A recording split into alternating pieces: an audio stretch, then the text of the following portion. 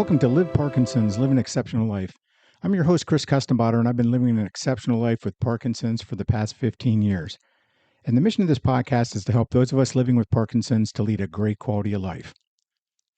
Now, I'd like you to imagine waking up tomorrow with more energy, clearer thinking, steadier movement, and a brighter mood, all because of what you ate today. Foods won't cure Parkinson's, but the right foods can support dopamine production, help to protect our dopamine neurons, and help your medication work better. And the best part? These foods are simple, accessible, and already in your grocery store. So today we're breaking down the science of dopamine nutrition and turning it into real, doable steps that you can start immediately. So let's nourish your brain one delicious choice at a time. Let's start off by talking about why food matters for dopamine. Now, dopamine doesn't just appear out of thin air. Your body builds it from amino acids, converts it using vitamins, protects it with antioxidants, and relies on your gut to regulate it. So think of dopamine like a house. Tyrosine, which is an amino acid, is the building material. B6, folate, and iron are the construction crew, and they're the vitamins. Antioxidants are the security system. Omega-3s, the fatty acids, are the insulation, and gut bacteria are the maintenance team.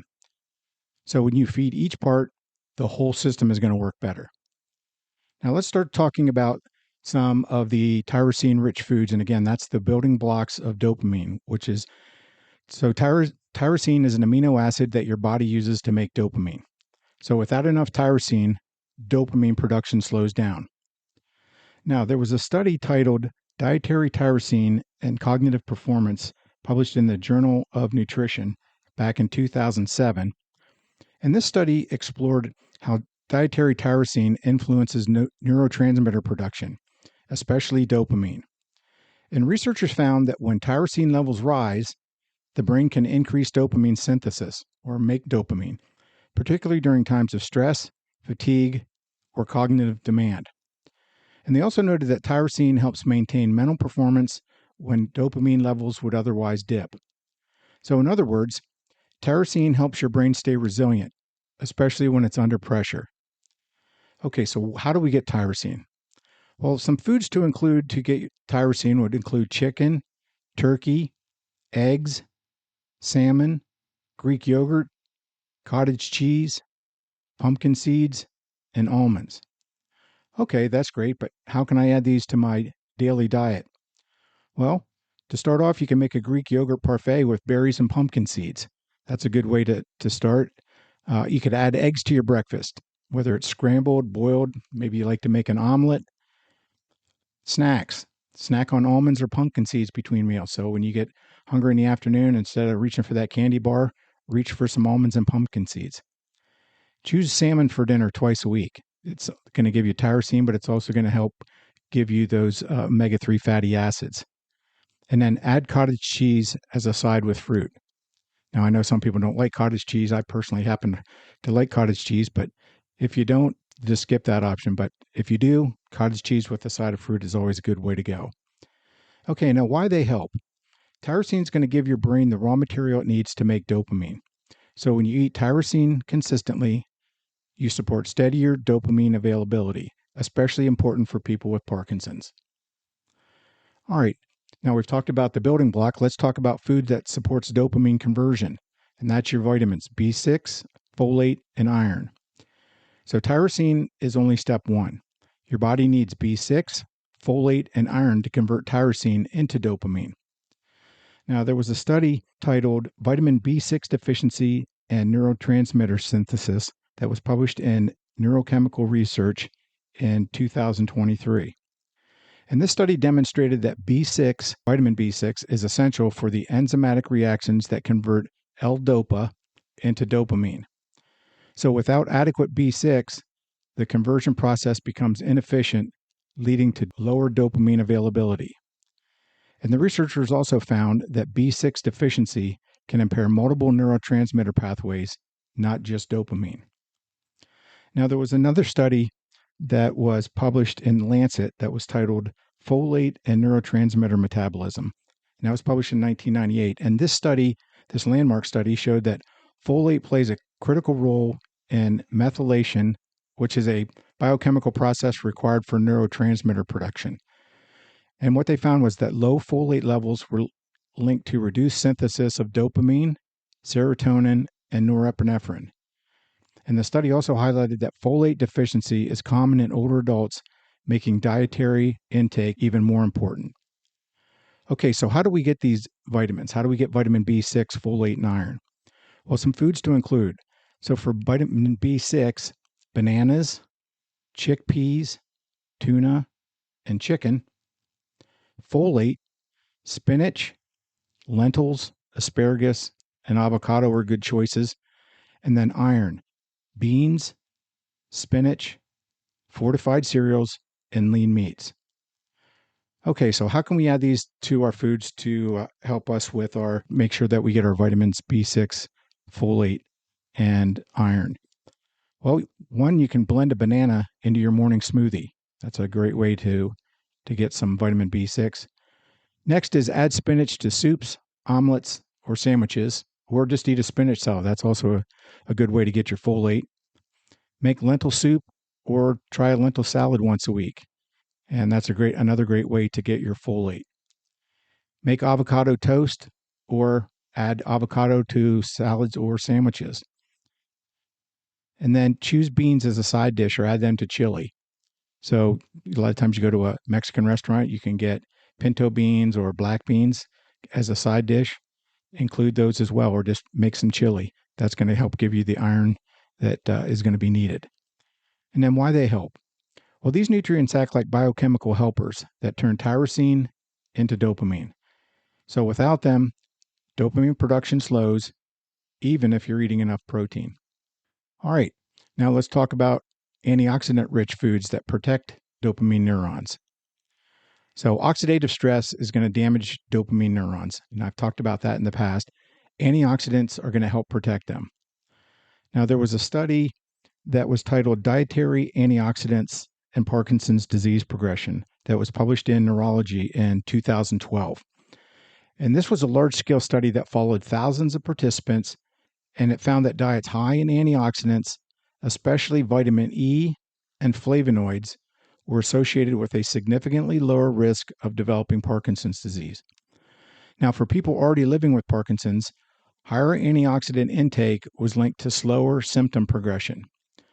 Researchers concluded that antioxidants help reduce oxidative stress, which is one of the main drivers of dopamine neuron loss. And then there was another study that was titled Blueberries, Improved Neuronal Signaling, that was published in the Journal of Neuroscience in 1999. And this study examined how blueberries affect aging neurons. And the research found that blueberry antioxidants improve neural communication, reduced inflammation, and enhanced motor performance in animal models. And blueberries were shown to protect dopamine-producing cells from oxidative damage and improve signaling between brain regions. All right, so how do we get these antioxidants? Well, some foods to include, and these are always my favorite, is berries. Blueberries, strawberries, raspberries, blackberries. All those are great options. Dark leafy green vegetables, spinach, kale, are also loaded with antioxidants. Red or purple cabbage, and green tea. I like to drink green tea because of its antioxidant properties. Now, how can we add these foods to our daily diet? Well, you can add half a cup of berries to your breakfast cereal, or eat them as a snack, or throw them in a smoothie. Drink green tea instead of soda or coffee once a day. So instead of switch out one of the cups of coffee for green tea, or instead of drinking soda, drink green tea a couple times a day. You can add spinach or kale to pasta, soups, or smoothies, or just add them to salads as well. You can eat a spinach salad or a kale salad. And then use red or purple cabbage in salads or stir fries. Sauteed purple cabbage is really good, and it's also really good in stir fries as well. Now, why they help? Antioxidants are going to act like firefighters. They're going to reduce inflammation and protect the dopamine-producing cells from damage. Okay, next up is the healthy fats, because what they're going to do is support dopamine signaling. Omega-3 fatty acids help dopamine receptors work better and reduce inflammation. And there was a study called Omega-3 Fatty Acids Improve Motor Function in Parkinson's that was published in Clinical Interventions in Aging in 2018.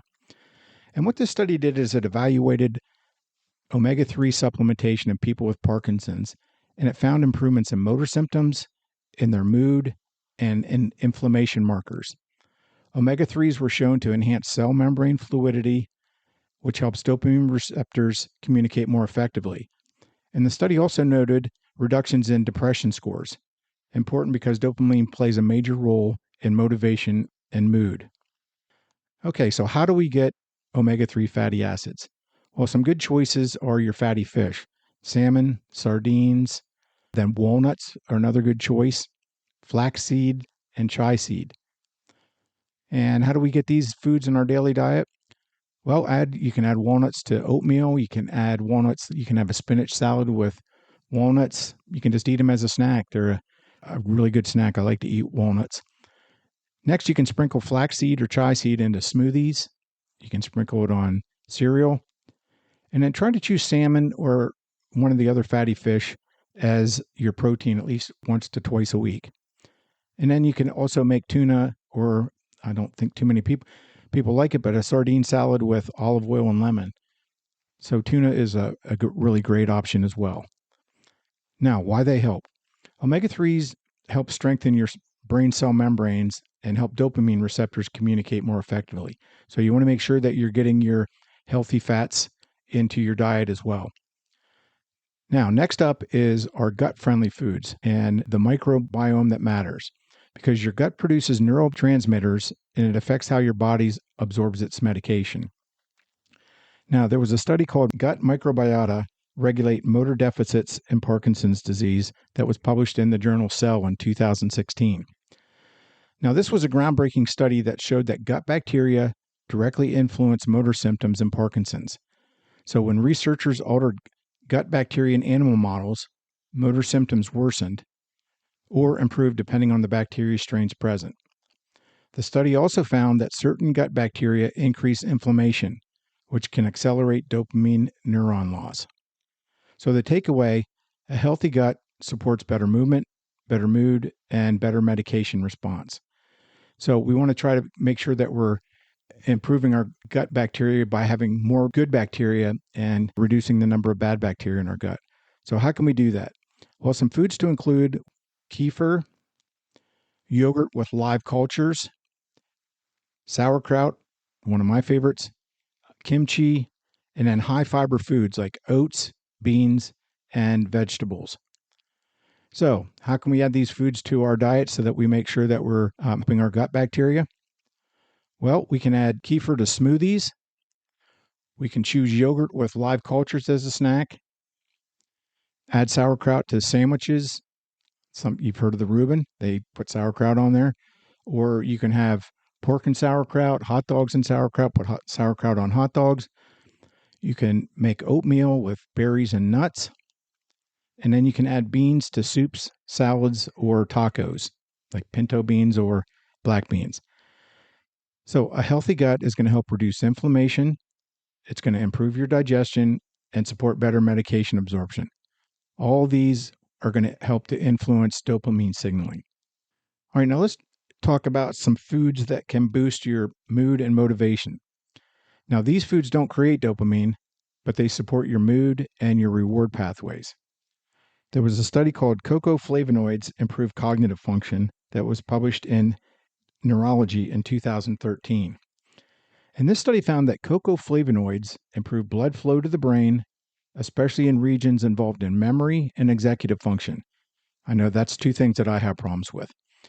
Now, improved blood flow enhances oxygen delivery, which supports dopamine pathways. And then the participants showed better cognitive performance and faster processing speed. So the researchers concluded that cocoa flavonoids act as a gentle cognitive enhancer, supporting your mood, motivation, and mental clarity. Now, I think we all like to boost our mood and motivation. So some foods to include would be dark chocolate, and try to get the ones that are 70+% cacao. Green tea, again, can help boost your mood. And then citrus fruits. That's your orange, lemons, grapefruits, limes. So how can we add these foods to our day-to-day diet? Well, enjoy 1 square of dark chocolate after lunch. Drink green tea in the afternoon and get a gentle lift. And then you can add orange slices or lemon slices to water or throw them in your salads. I just had a salad the other day that had oranges in it. It was really delicious. So you can add oranges or just eat oranges plain. I also love grapefruit. Grapefruit's another great option. These foods are going to help support your blood flow, mood, and cognitive clarity, and they're all connected to dopamine pathways. The last section I want to talk about is foods to time carefully with levodopa. And this is one I did a podcast on earlier, and that's protein, because protein is going to compete with levodopa for absorption. And there was a study called Protein Redistribution Diet Improves Motor Fluctuation, and that was published in Neurology in 1987. But this study introduced the concept of the protein redistribution diet because researchers found that when people with Parkinson's ate most of their protein later in the day, levodopa absorption improved significantly. Participants experienced fewer off periods, smoother movement, and more predictable response. The study also noted that even small changes in protein can make a noticeable difference. So you don't want to take your carbidopa, levodopa, and then eat a heavy protein meal right away. Either take your medication and then wait 30 to 60 minutes to eat the protein, or vice versa. So how to do this? Try to keep your breakfast and lunch protein a little bit lower, because that's typically when most people have most of their off periods is morning and afternoon, and then save your protein-rich meals for dinner. And then pair your morning medication with fruit, oatmeal, toast, smoothies, or yogurt. Okay, why this is going to help? Well, this timing strategy helps levodopa absorb more effectively, and that's going to help you reduce your off periods. Okay, let's talk about a daily dopamine plan. What are some actionable steps that can help us with our getting these into our diet? Number 1, start your morning with tyrosine. So try to get some eggs, yogurt, or nuts. And then number 2 is to add in antioxidants. Throw in some berries, some spinach, some green tea. And we talked about ways to do that. Could be salads, could be putting it in smoothies. And try to replace maybe a cup of coffee or the sodas with green tea. Number 3, support conversion. So include B6 and folate foods daily. And we talked about which foods those are a little bit earlier. Number 4, protect your neurons. You want to eat omega-3s twice a week. And we talked about trying to eat the fatty fish, salmon, at least twice a week maybe. And then walnuts are another good option. Feed your gut is number 5. Add 1 fermented food per day. That could be kefir, could be sauerkraut, kimchi, beans, any of those that are going to help the fermentation process in your gut. Number 6, time protein wisely. Lighter protein portions early and then eat more at dinner. And then number 7, track what works. Track energy, your mood, your movement, and your medication response. All right, now food is one of the most powerful tools that you have, not to cure Parkinson's, but to support your dopamine system, protect your brain, and improve your daily quality of life. Remember, it's not the big changes that you make all at one time. It's just the little changes that you make on a daily basis that are going to add up and have a big effect. So start out small, maybe add 1 to 2 things for week 1, and then just slowly add additional things each week so that your body gets adjusted to it. And hopefully that you'll find that eating a better diet is going to help you in your daily life. So before I leave, I would like you to visit liveparkinsons.com and sign up for their free monthly newsletter. And there's some other resources and articles on there that can help you stay strong, stay healthy, and keep living your best life with Parkinson's. And I'll see you next time. Thanks.